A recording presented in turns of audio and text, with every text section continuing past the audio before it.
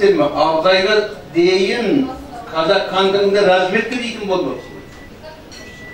Барлау, көрші елден не болып жатқанын білу. Әйтпесе 23-ші жылы бір белдің астындағы жоңғарлар бізге басып кірейін деп отырғанын сезбеу қазақ хандығы.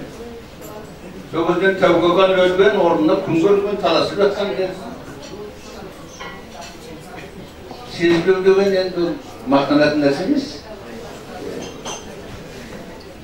Оны біздің ғалымдар, біздің қатты ой сұрадық, қырылдық, ақтабан шұғырындық сұрадық.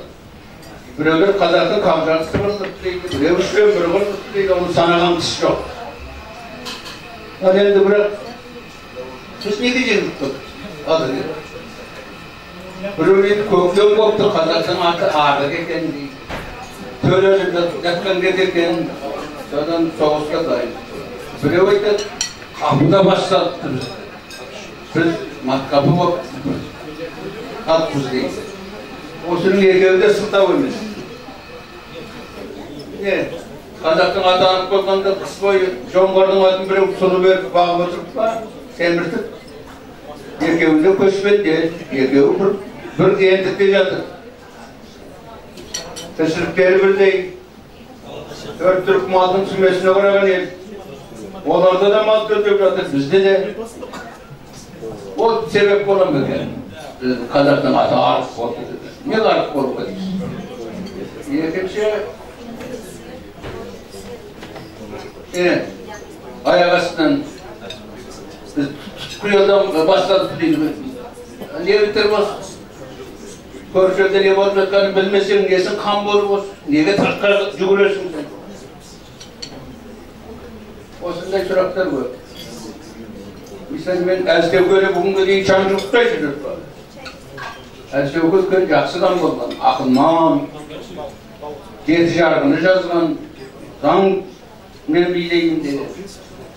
Әзтеукенің де мүкістері бар, мүткірткен жерлері бар. Олар мұна өзімен бақталас сұлтандардың билігіні әсіресе маңайыма жоратпаймын деп тақтатысында олардың бәрін четтетіп, билікті билердің қолына ұстады. Бидесе біз түк тұрамыз, биде бізде күрт, бидің күрті керемет. Ой, пәленбай бидесе түк тұрамыз. Билердің де қателіктері бұл. Билер ақылды болуы мүмкін. Ер дауы, жесір дауы, ердің ішіндегі әңгімені билер жақсы білген. Бірақ олар жауынгерлер емес. Әскербасы емес, соғыс өнерін білмейді деуге болады. Ал сол билердің тұсында қазақтың жауынгерлік ұрық қатты білдіріп кетті.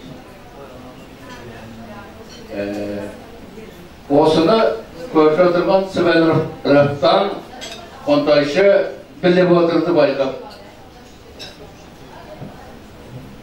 Сонысын 22-ші жылы Қытай шабуыл жасаймы деп Баркон деген жерде әскерді топтап отырған жоңғарлар.